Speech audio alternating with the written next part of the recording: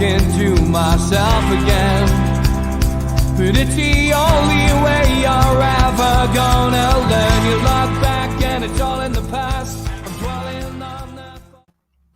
Good evening and welcome to NUFC Matters with me, Steve Wraith. And as always on a Thursday night, we are joined by John Gibson and Malcolm MacDonald. Good evening, lads.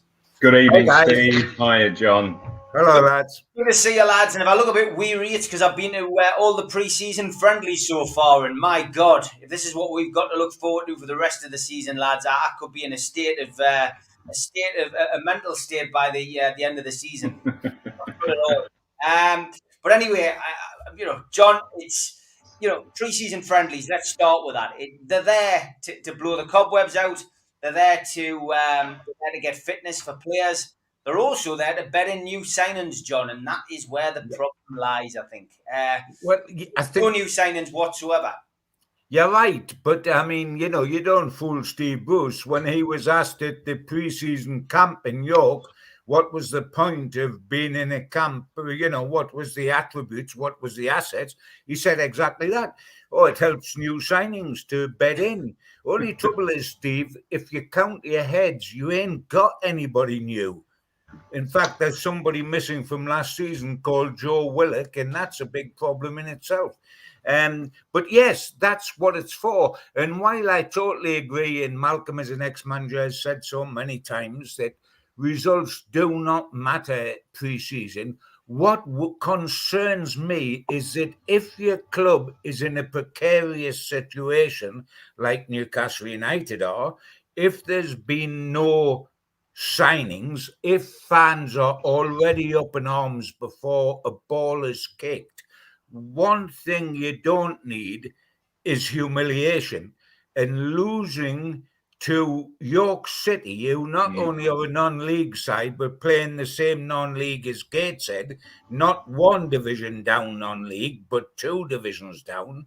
And then when you play Rotherham, who were relegated from the Championship last season into League One, and you're getting outplayed and you're playing abysmally and need a header 3 minutes from time, that does nothing to abate the unrest of fans or to give confidence to the squad. So from that point of view, yes, results definitely don't matter. But if you're in a especially precarious situation like Newcastle, they can become a disaster. And I think York and Rotherham was a disaster. And they're going for a Burton, of course, on Friday night. Yeah, they're going. I could be going for a Burton, Malcolm. It's pre-season. It's not looking good at the moment, is it? No. What normally lifts the players is 1, 2, 3, 4 new faces coming in, and so in the pre-season matches, all the regular players they're wanting to know and find out all about the new faces as players.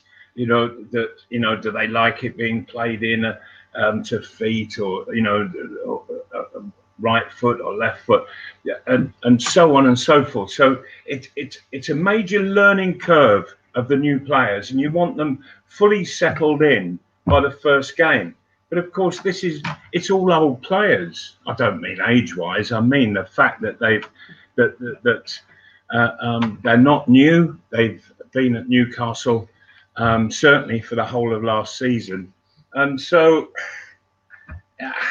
this is a pre-season where you're looking for maybe something a bit different, and it ain't there.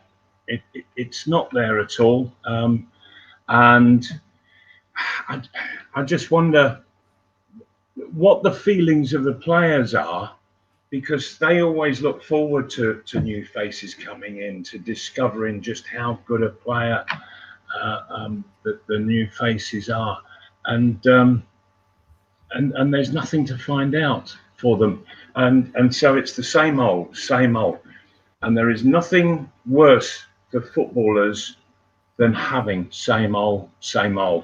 They want something that will just create a bit of an explosion and get everybody going. And nobody's got going yet, have they?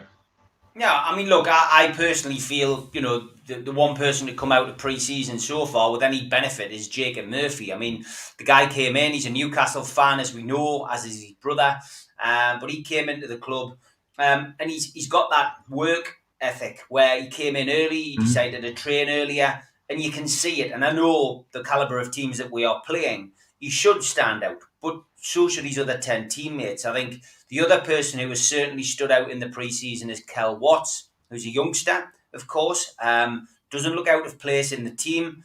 Certainly stands head and shoulders above. I think part of the issue with the defensive errors has been down to the fact that we've been hit with COVID with the goalkeeper situation.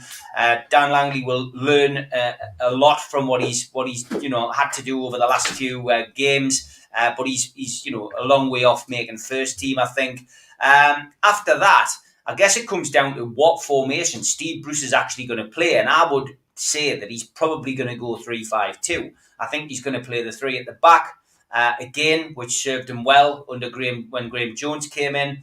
I guess he's hoping that there's going to be some transfer activity. He seems to be pinning a lot of hope on the Joe Willock deal. However, what I heard after the match, from a few reliable sources, was that the Willock deal, he doesn't sound confident at all, and I think the feedbacks and the sound bites we got from the press the following day were essentially that the Willock deal, we can't wait forever, and I don't think that's going to happen. The other thing, Malcolm, just before you say something, is that this goalkeeping situation's a worry because obviously Dubravka's injured, so he misses the start of the season.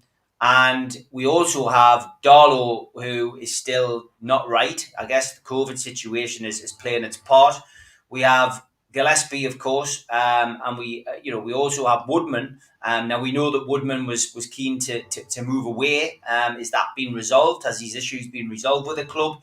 We also heard Steve Bruce say that from a 25-man squad, which we have to name for the Premier League, he's going to have to name 4 goalkeepers in it because of the situation. I mean, this is really, it is a worry. It is a worry going into the season, Mal. Does the Premier League not give any allowances when you have a goalkeeping situation like this? No. No. None whatsoever. No.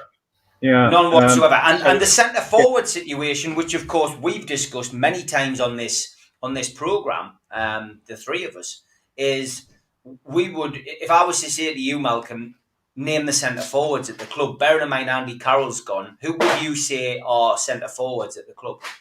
How many would you say we have, and who would you actually name? Wilson and Gale, yeah, I suppose. Yeah, Wilson and Gale.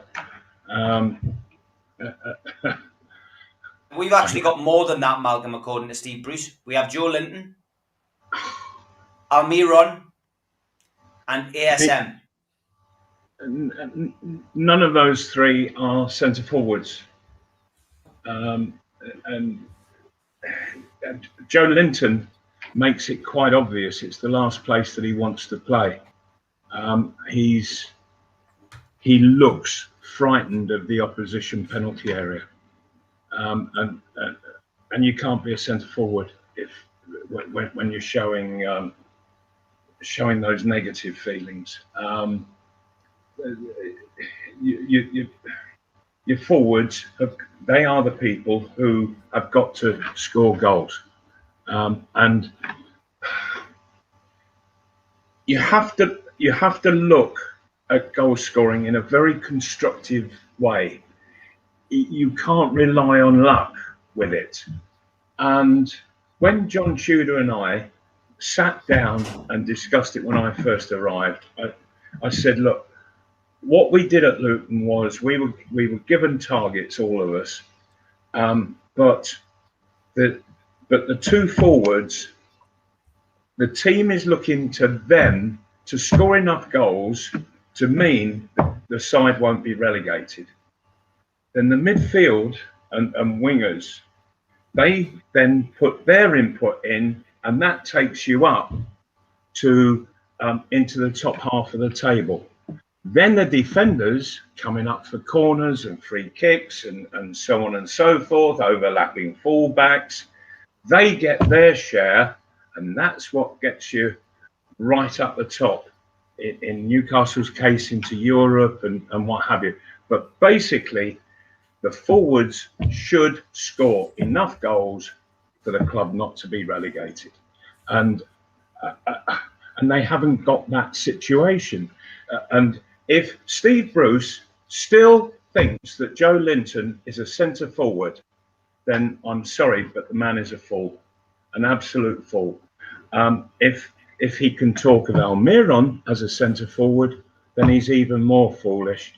And St Maximin, he's got all the abilities under the sun. Looks a great player, but he is not a centre forward. He'll provide hugely, but that doesn't make him a centre forward. And so I don't know whether he's trying kidology on or what, Steve Bruce, but to come out with remarks like that, in all honesty, I find it just really, really silly and misleading. John, it's something which we're proud of on this show to have Malcolm available to tell us about what he thinks, because you and I both, respect everything he says, and we might not always agree, but I think all three of us would agree on this. I mean, this is ludicrous to suggest that ASM and Almiron in particular are centre forwards, and Joe Linton. Well, it is. It's absolutely frightening, and I was absolutely terrified when I heard that, because he said that numerically we've got enough players not to need a centre forward. So he's not agitating at all to the man that matters, Ashley, about needing a striker. He's talking about two midfield players and a centre half. Now, he says numerically we've got enough. This is a club that's let two out-and-out strikers go. Carroll already gone and Muto on his way. And by the way, I agree with both of those. Both of those are not good enough for a shirt at Newcastle. But numerically, you have to replace them. And as Malcolm, who knows about number nines like no one else, says Joe Linton doesn't play there, Almiron doesn't play there, St Maximin doesn't play there. And by the way, if Bruce thinks that he can bring on Hendrick to play centre forward and he'll score a back post header like he did the other night, we are in the deepest of clots, by the way. It was a good goal. I mean, I was behind it. Well, yes, it was a good goal, but it doesn't make him a centre forward, does it? It makes him a lucky lad who found his right position, which is on the subs bench. I mean, we haven't... If Wilson gets injured, and we know that he can, because the only thing I dislike about Callum is the fact that he can be missing regularly because of injuries. And if that happens to him this season, the only guy we are going to have to take his place is Gale, who quite obviously is not highly rated by Bruce because he's rarely started.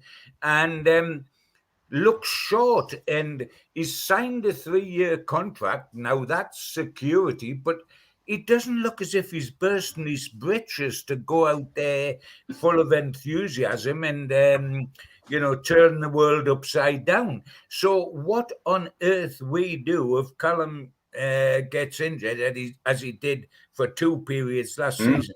I really don't know, apart from play false number 9s. We're very good at that because we've got a load of false number 9s. None of them are real number 9s. They're all false number 9s. Don't you get the feeling, though, that the club is in somewhat disarray? And I'm talking about the levels above the dressing room. When Steve Bruce puts Dwight Gale on the bench, sitting on the sidelines for the vast majority of the season, and come the end of the season, he gets given a 3-year contract. Well, that to me is sheer, utter madness. All you're thinking, Malcolm, all we can presume Steve Bruce was thinking, because Steve Bruce hadn't given any encouragement to Gale when Wilson was injured near the end of the season, that he was his regular deputy. All I can think of, all you can presume, is that Steve Bruce already knew that he was getting peanuts at the end of the season, that he was getting loan transfer guys, and decided his priority was 2 midfielders and a centre half, so he couldn't afford another forward. So he kept Gale to be that deputy forward because he didn't expect to get anyone else. That can be the only reason whatsoever that he got a 3-year contract at this stage. What? Give him a 1-year extension, maybe, but 3 years. I really do find it utter madness. In a real world, Malcolm, where you were looking to improve your squad, I mean, genuinely improve it, you would have allowed him to go and you would be looking for other strikers, because we know his record in the Premier League is very suspect. He's got a great record in the Championship, but not in the Premier League. So really, you should be looking for a better player than Gale. Right, and not helped by the fact that Gale was on the near post. Murphy has hit a great in-swinging cross from slightly deep position on the right wing, and the lad's got up at the near post and he's powered it into the top corner. And he didn't play again. He didn't play again. He's just scored an absolutely fabulous goal from a wonderful cross, and you think, wow, if we want more of that. No. Steve Bruce says, right, now get on the bench, and so I cannot work out for the life of me why Dwight Gale is given a 3-year deal when, having scored a terrific goal, is just slung out. The whole thing really just doesn't make any sense whatsoever. And I don't know whether Steve Bruce is being allowed to dictate contracts or whatever, and who stays, who goes, but the whole thing that I have seen since the final whistle of last season just doesn't make any sense whatsoever, and I can't see it making sense to the people in the dressing room. They must be scratching their heads thinking, what the hell is going on here? I mean, the big problem we've got, lads, and you know, I've come out this week and said that I don't see this takeover happening. I genuinely think now, I've been positive for the last 15 months. I think the news about arbitration being pushed back to next year, and then the subsequent CAC case date being given, not for the actual case, but for the discussion as to whether the case can go ahead, has now been put to the 27th of September this year. Now, for me, I always go with my gut instinct, lads. I don't like to lead fans on. As you know, we've got a big platform here that we talk on, you know, night after night. And my personal gut instinct now is I can't see this going ahead. I cannot see PIF, the Saudis, waiting around as they have done quite patiently for the last 15 months after withdrawing publicly, but we know that they're there in the background. We've heard Amanda Staveley, we've heard Mia Dad, we've heard, you know, plenty stuff from them in the last couple of weeks. But I just got this horrendous feeling that now we're in a situation where the takeover won't go ahead.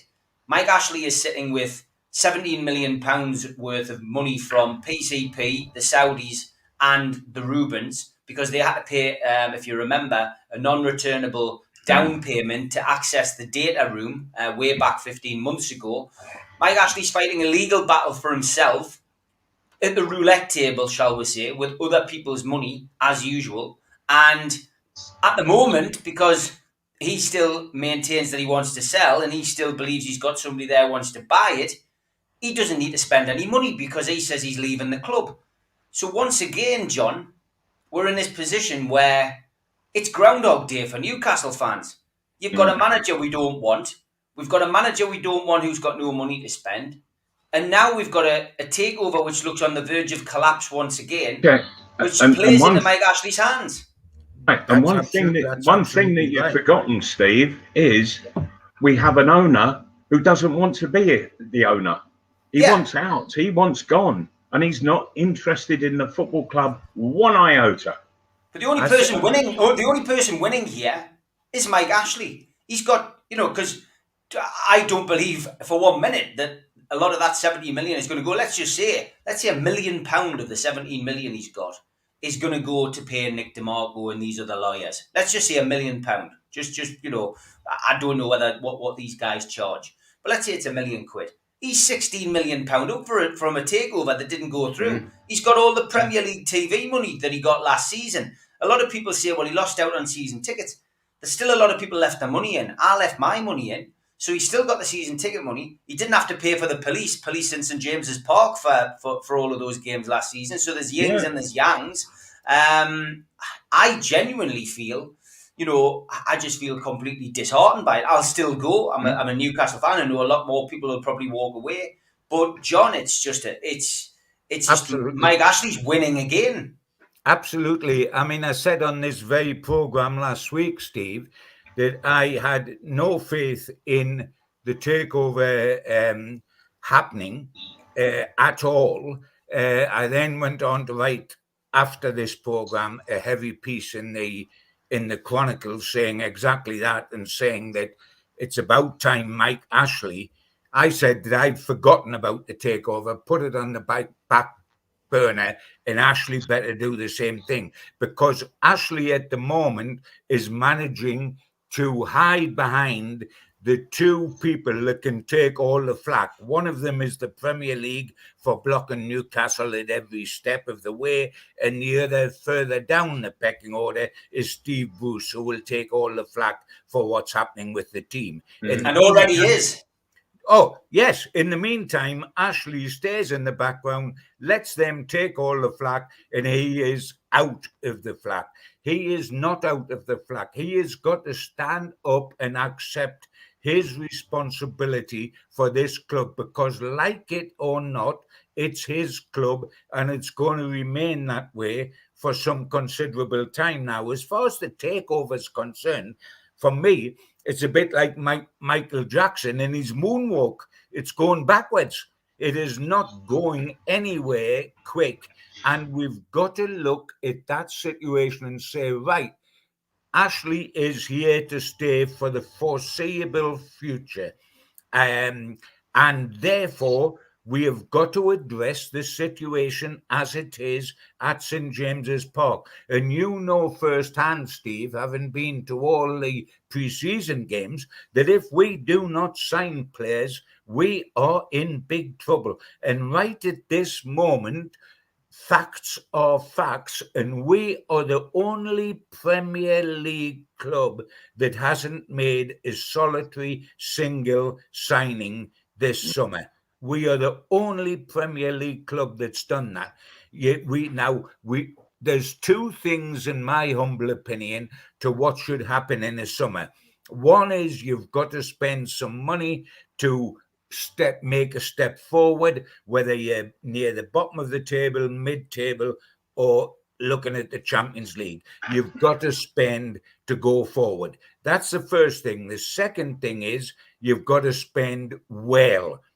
And Newcastle have failed in the past on both cases. They're not buying at all. And when they have bought in the past, they haven't bought well. You look last summer with Hendrick, you look with Jamal Lewis, etc., etc. We do not, for every Callum Wilson and for every San Maximum, we can name 24 poor signings that Newcastle have made.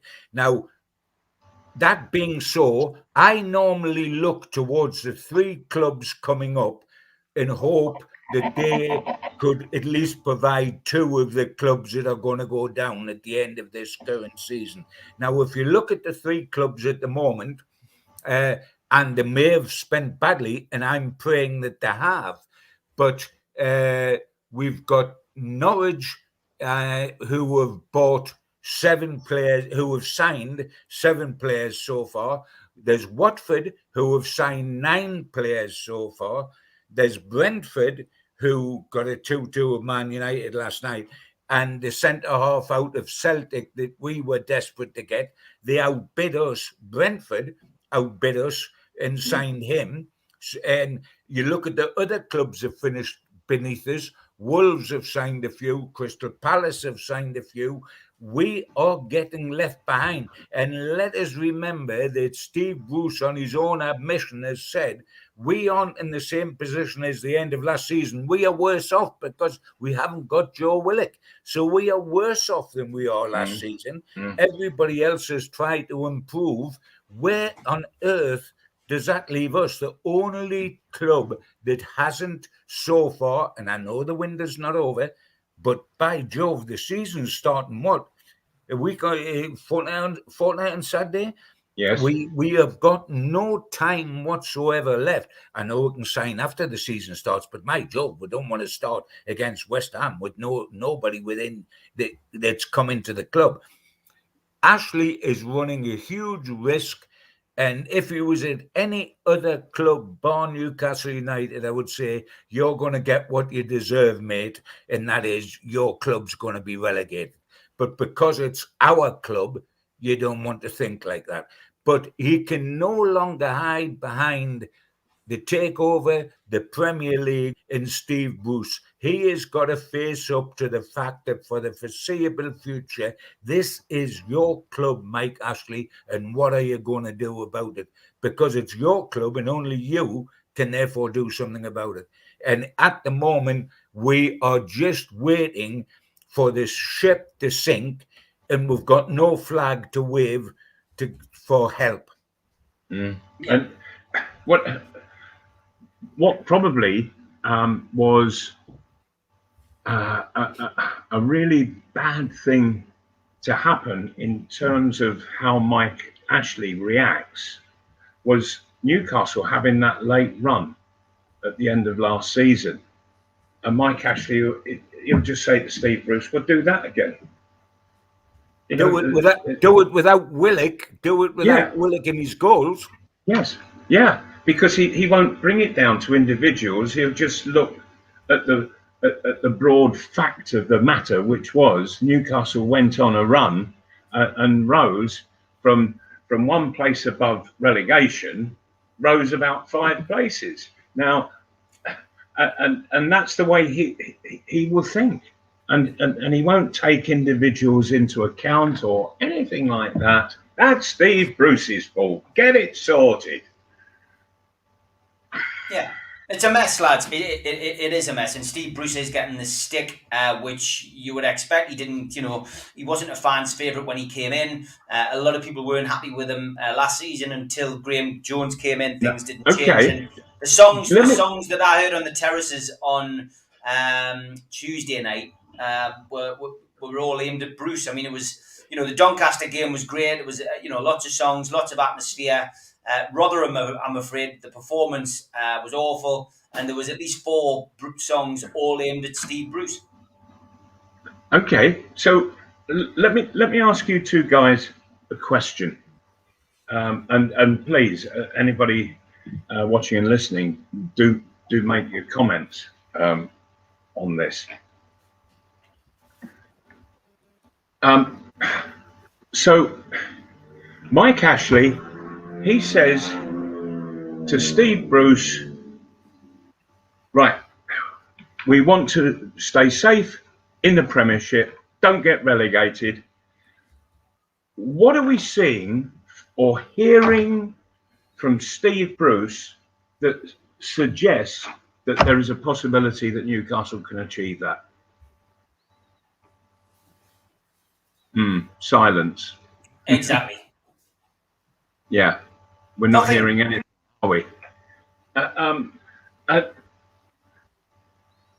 I really feel that Steve Bruce has got to be much bigger than he's appearing as the manager of the club, and he's got to come out and he's got to start being more assertive in the way that he talks to the press and therefore to the fans, and he's got to be more assertive with Mike Ashley. He's got to go and have a rock and a row if that's necessary, to be able to put this club in a position that it will stay out of the relegation area and stay well out of it, for heaven's sake. But at the moment, I think everybody's just looking on the gloomiest side of footballing life right now for Newcastle United this coming season, and Steve Bruce isn't doing anything about it. Maybe he's not grasping it, how people really feel. I think he is. I think he is now. To be compared to somebody worse than Steve McLaren. To be called a Mackham, and to say your football team's crap, and this is where we're at in pre-season friendlies, lads. I've never known anything like this since Jack Charlton left. In that infamous pre-season friendly at home to Sheffield United, and Jack obviously went off. Left the ground at half time and went off fishing and never came back. Brucey doesn't want to do that because there's a big payday. My mind on this is one thing, John. He wants a payout. He probably expected to be a short-term appointment because of the takeover. Mm-hmm. He didn't expect to be here very much longer, and he was hoping that he'd be sacked. And now he finds himself in a managerial job which, there's no money to spend, and he's going to get pelters off the fans. I would imagine there'll be 52,000 there for the West Ham game. I think people will pay on the day. The season tickets are down, we know that, but I think there'll be a lot of people there just really purely to go to the game. They'll have missed going to a game. They'll want to go. It's the first game of the season, and I just think West Ham score early, whenever they score. I just think that would be a cauldron of hatred towards Bruce, and I don't know how he's going to cope. I mean, that is absolutely right. But this is the amazing thing, this isn't a new thing with Steve. I mean, he took pelters at Aston Villa. I mean, The fans at Aston Villa, who are as passionate as us, we dislike each other because of what's happened, but they are passionate. Give him some ups and downs at Aston Villa. He has got a thick skin and is able to handle this sort of thing, waiting, because he doesn't walk. The only time, if you look through his career, that he's ever walked is when he's had another job waiting for him, and he's walked to get out and go to that job, as he did with Chef Wed when he came here. I mean, the frightening situation is that with the takeover not going to happen any day soon, with Ashley owning the club for all the season or the vast majority of the season, because there is no buyer, so he's got to own the club. And Bruce is starting his last season of his contract. What's going to happen? Is at some stage Ashley going to give him a new contract for the following season, because he can't be asked to look for a new manager, and because Steve is there, and because Steve doesn't rattle his cage too much? It's this situation is absolutely frightening, and I don't think there's anyone at St. James's Park that can either see it or want to see it. Ashley does not want to see it. Lee Charnley won't go to Ashley full of doom and gloom and tell him, if you don't get your finger out, we are dead. Steve Bruce isn't going to phone up Ashley and say any of that. So who on earth is going to go to an indifferent owner and say that, by the way, you do realize your boat is leaking water at rapid rate of knots, and by the way, won't get to Christmas if you don't do something to plug the holes? Who's going to say that to Ashley ferociously enough to make them react and do something about it, because it is a nonsense. And I do think we will sign somebody between now and the end of August, but of what quality and on loan? And is it going to be about the 5th or the 6th choice? Because at this given moment, guys, every time I see us linked with some player, that player goes off and signs for somebody else. There was the Chelsea kid on loan who's now going to go to Crystal Palace. There was the Celtic centre half who was signed full-time permanently for Brentford. There was the midfielder who was on loan at Fulham last season that's now gone to France. They've all turned down Newcastle to go to somewhere else. So who are we going to get? We're still charging after Willock. We're still looking for the Manchester United centre-half, both on loan, of course. But does that mean we're going to get them, or we're going to take somebody through the door eventually just to get bodies in and hoping that they give the fans some hope until we watch them long enough and realise we've got another Mutu, we've got another Joe Linton, we've got another Jeff Hendrick, etc., etc. That is the great fear, because by the time we realise that we've got a dud, we're into September and October, and there's nothing can be done about it. A lot of people in the chat just saying, has anybody said it? Is Amanda coming out and saying that the takeover's off? No, of course they're not. This is my gut instinct. No. This is my view. This is my view. No. Yeah. No. But nothing could happen anyway for some months now. It's going into next year, isn't it?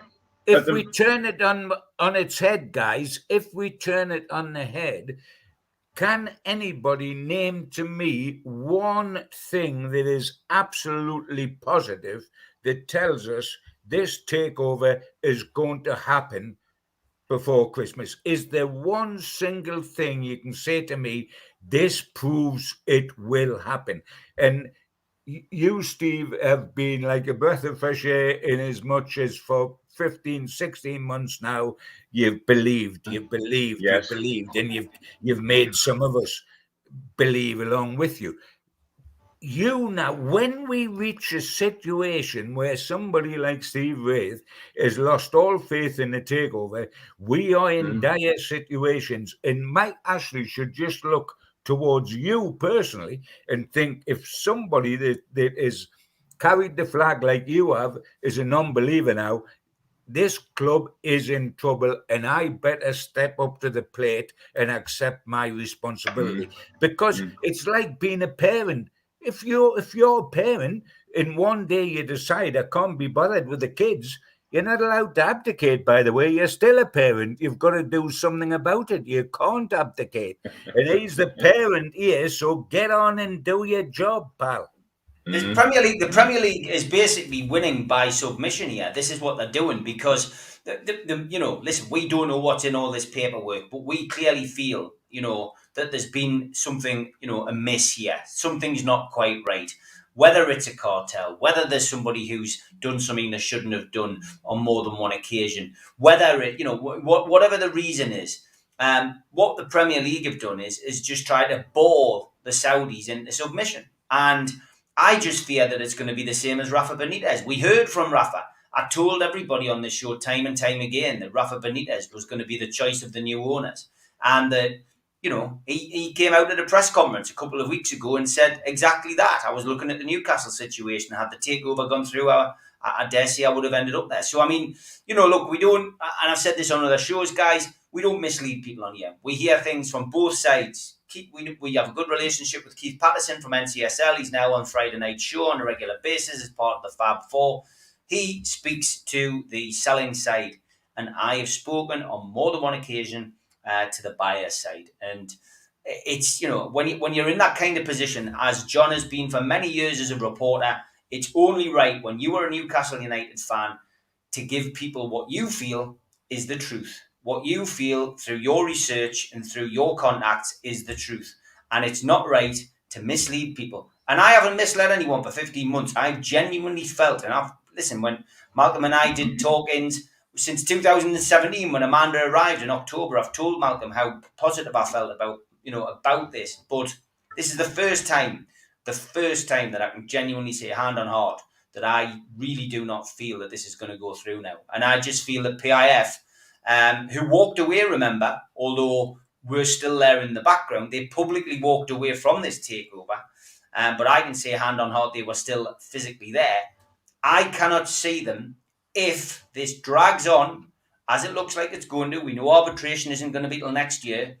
If this CAT case gets either knocked back or postponed in September, the end of September 2021, and it gets put back to next year, I genuinely cannot see how on earth we will get this takeover through. And I've used an analogy to a couple of my mates who I've seen over the last 48 hours when they've said, well, what changed on Tuesday night? And I said, well, that date coming out for the CAT case is what made me feel like this. But I said, it's a bit like those old cartoons with Wile E. Coyote and the Roadrunner. And it feels to me like the Wile E. Coyote is hanging by his fingertips off the cliff, and you're literally just waiting for that big Acme anvil to come and drop on his hands, and, he falls to the bottom of the cliff and there's a puff of smoke. That, for me, is how I feel about the takeover now. We're literally PIF or Wile E. Coyote, and they're just waiting for this ultimate, ultimate answer on the end of September, and they're wrong. And you know what? I can deal with a custard pie in the face, guys, at the end of September. If I'm wrong, and then suddenly we have movement with a CAT case in October, and we suddenly find that this takeover goes through, I'll be as happy as every single Newcastle fan across the world. I can deal with a custard pie in the face for being wrong about that. What I can't do is use a platform like this, and a platform as a supporter like I've got, to continue to say now, when I don't feel positive, that I do feel positive. And that's where I'm at. That's where I'm at, guys.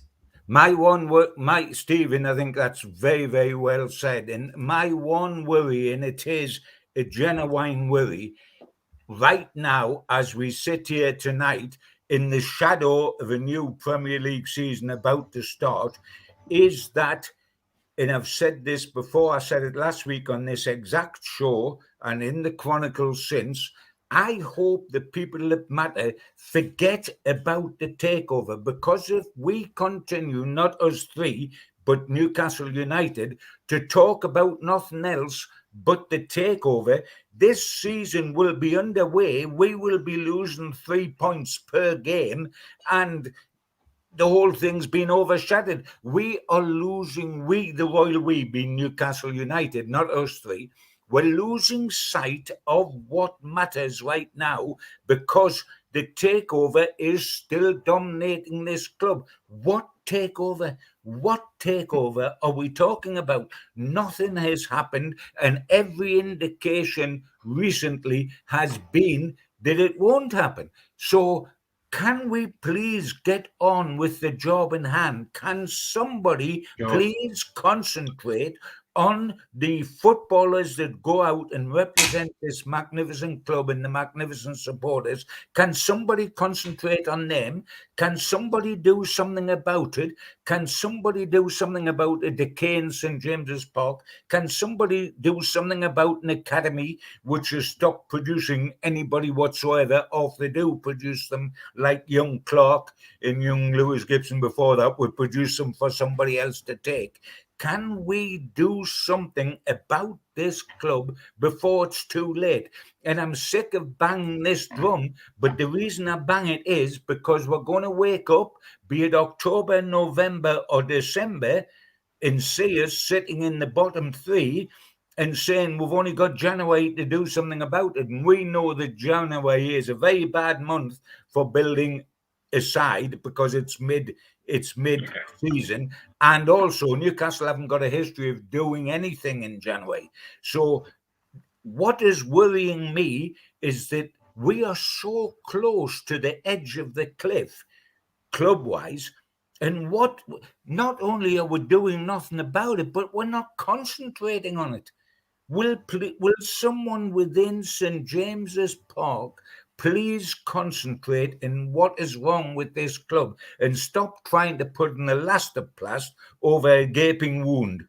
Because I'll tell you something, that doesn't repair the gaping wound in any way whatsoever. And this club needs help yesterday, not tomorrow, not today, yesterday.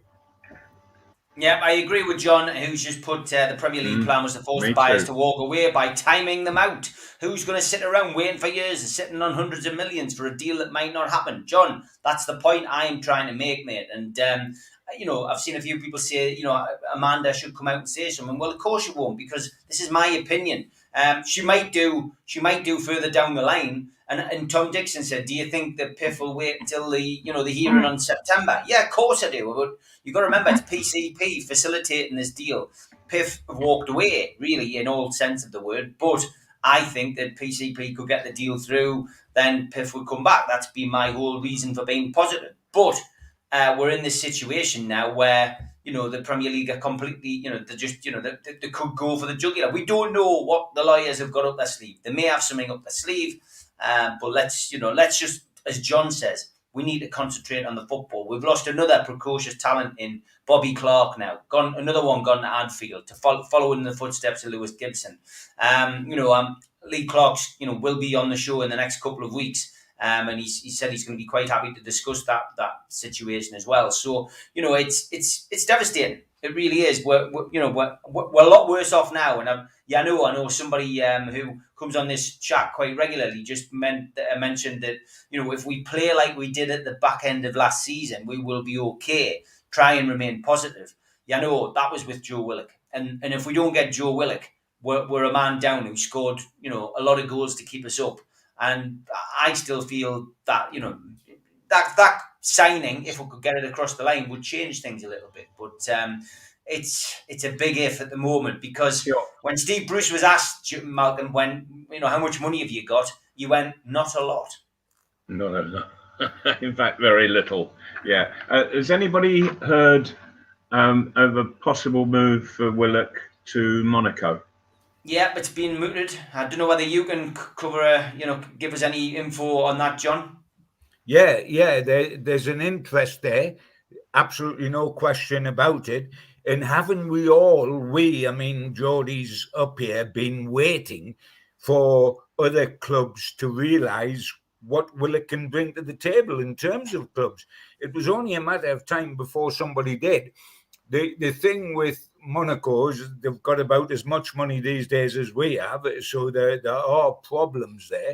And I think if it was down to the player alone, and it never is, he would return here rather than go to Monaco, because Monaco is a wonderful town. It's a wonderful place to live. It's got wonderful sunshine, but the football club has a following so small, because it's a small, etc., that, it's like playing in League One. And we have 52,000. I think the kid would come here. But what Arteta has a history of doing anyway is being indecisive, because he can't make his mind up. And he will make his mind up eventually, but it'll be at the last minute. If you remember, guys, last season, exactly a year ago, we were trying to get Holding with the centre-half from him on loan, exactly like Willock, and it looked as if we're past the post. The guy was actually up here and looking for where he was going to live, etc., and was looking forward to doing it. And right at the last minute, Arteta said, no, I've changed my mind, I'm going to keep him. And he ended up in the team, if you remember, playing centre-back. And now we're waiting all this time again. And by the way, I think Steve Bruce has a huge asset, and it is the ability to agitate fans. He seems capable of doing it without having to think about it. And in describing why we aren't getting deals over the line, he said that we've got to wait until we find out what big clubs are going to do. Now, Newcastle United fans love hearing that they're not a big club from their own manager. And then he changed it and decided, big was a bit unfortunate, so I'll call them wealthy. So we've got to now wait for the wealthy clubs to decide what they're going to do, which means that we are paupers waiting for the crumbs to fall off the table before and that we should accept without murmur having to sit around till the last few days of a transfer window waiting for a club to decide we can have A, B, or C, or D player. I mean, it is really a terrible time for Newcastle United. And Steve, it doesn't seem that long ago to me that I was fortunate enough to be part of the entertainers situation that took over at Newcastle, where Newcastle United dictated what's happened. We burst the club record signing month by month, whether we were bringing in Ferdinand or Ginola or going all the way up to a world record fee for Shearer. And it ain't that long ago. It ain't that long ago that was the situation.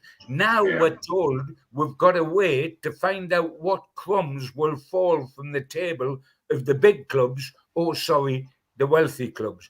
And that is going to go down like a lead balloon with Newcastle United fans.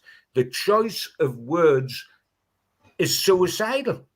I mean, the last person I knew that had the same choice of words was Joe Kinnear. Yeah. And we all know what happened to him. Yes. You just couldn't make it up. It's just this horrendous roller coaster that we all find ourselves on as Newcastle United fans, and it's maybe it's got another couple of twists and turns to go, but at the moment the team is a priority. I guess from our perspective as well. I mean, the newspapers are having a field day, Malcolm. We've been linked with John Terry today. Of course, he's left his position at West Ham at Aston Villa, and seems as if he's got his mindset on a job. And it was in the Chronicle tonight as well that he's been linked strongly with replacing Steve Bruce at Newcastle. Well, somehow I can't see that. I really can't. By the way, I think Steve Terry will be aiming higher. I mean, what worries me, Mal, is that have we something of a death wish? Do we want to get somebody that's the closest to Wayne Rooney at Derby as we can?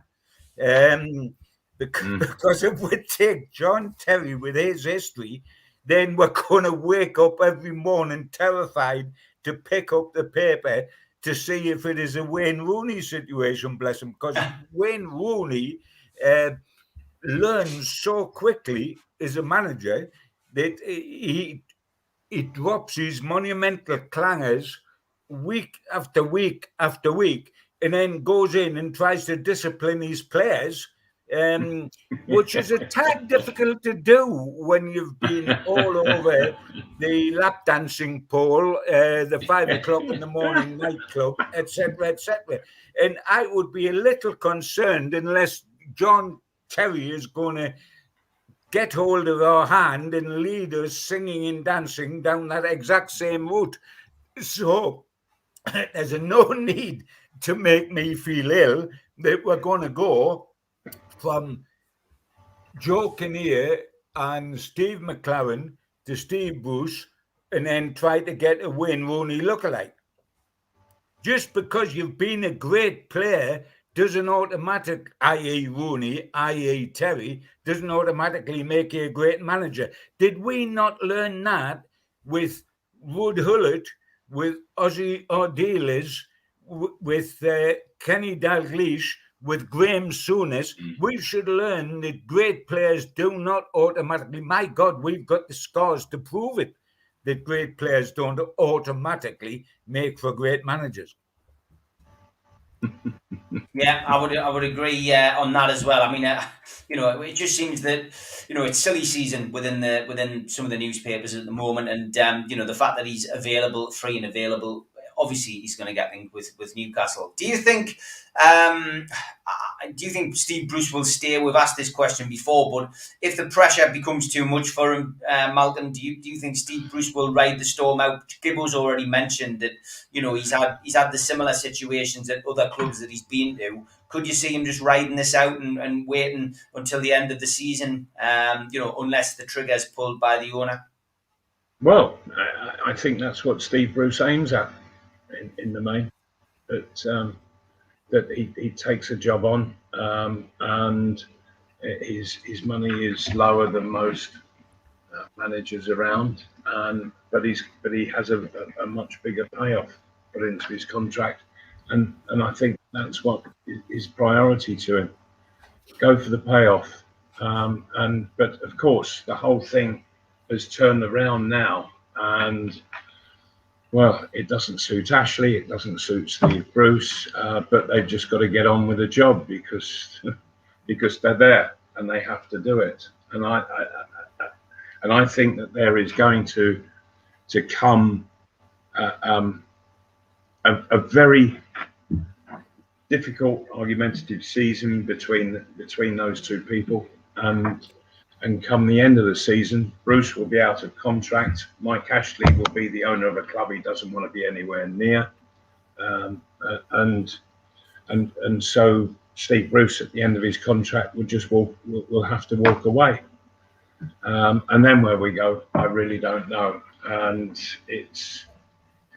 I'm finding all of this exceedingly depressing, and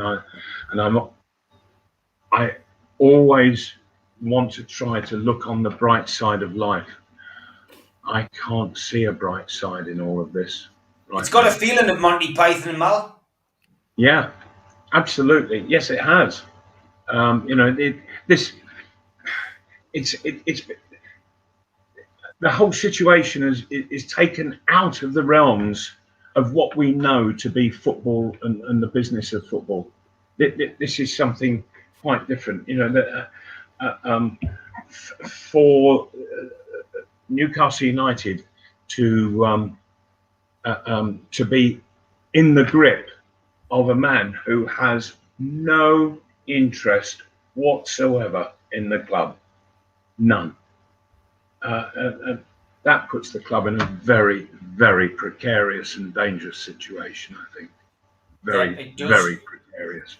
Big shout out to our sponsor, Spider VPN. For all your internet safety, then Google Spider VPN. They come up at the top of your Google search. They can help protect your passwords and everything on your computer. Also, a big shout out to another one of our main sponsors, skipsandbins.com. Telephone 0800 25 45 25 3. Email inquiries at skipsandbins.com. Website skipsandbins.com. Easy contract, free and pay as you go waste collection. Also, a shout out to John, who is in the chat tonight, recovering from COVID. He's still in hospital, but I've noticed him in the chat tonight. So I hope you enjoyed the show, John, and hope you get home tomorrow.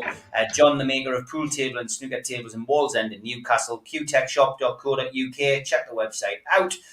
John also does our website, which is nufcmatters.com. Also, a big shout out to John at Jab Signature for doing all of our flyers. And if you're a first-time visitor to the channel, please subscribe. Hit the Newcastle Legends logo in the bottom right-hand corner. And that's it. You can subscribe for free. We are still doing 7 shows in a week. And obviously quite a bit of true crime stuff on the channel as well, which gets added intermittently. Hit the thumb up to like the video. It is very important for us. Click share to your social media. And you can always drop into the comment section to chat to like-minded Newcastle fans. I have added a couple of videos which you might be interested in watching. A couple of TV shows which I've found. Newcastle Disunited, which goes back to the old Magpie Group takeover, which of course John Gibson played his part fantastically well. And that is up on my YouTube channel now.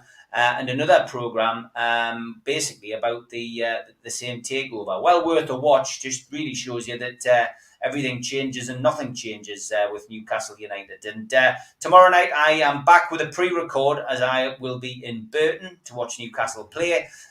Join me and the Fab Four for a 2-hour moan along, I guess, about the takeover. I'm sure we'll have lots to talk about, and that will be on at 5:30 till 7:30, where we will be talking about lots of things with regards to Newcastle United. And also this weekend, I've got Mick Lowe's back on. Mick will be looking at the pre-season friendly form, and he'll also be looking ahead to the season. Always good to have Mick Lowe's on the show. And I've done a special for this weekend as well. I interviewed Kelly Maloney, which was an hour of boxing stories. Thoroughly enjoyed it, got to be honest. And you know, if you're a boxing fan, it's well worth the watch.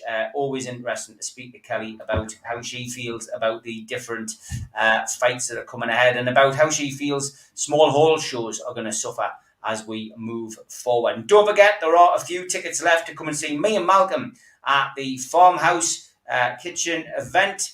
And that is on the 19th of August, 7 o'clock. Tickets are £10. Get yourself onto their Facebook page or get yourself onto their Twitter account, and you can book your tickets now. And just a big shout out to a guy who I bumped into down at the match, Alistair. I know you watch the show each night. Thanks for coming up to see me, Keith and Holly. Big shout out to you. Nice to meet you and your two daughters. I just wish you'd got a better game for all that travelling. Mal, John, great to see you guys. Look forward to seeing you next week, and take care. All the best. Indeed, yes. Keep the faith. Absolutely. John, there is no alternative, surely. Absolutely right, Mal. Take care, lads. Bye-bye. Bye, kids. Good night, everyone.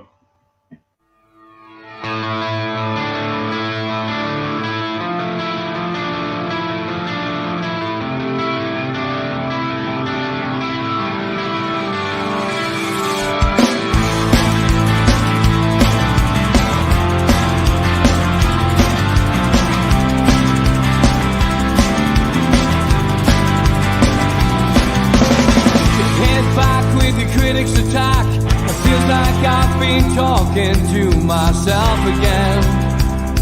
Put it to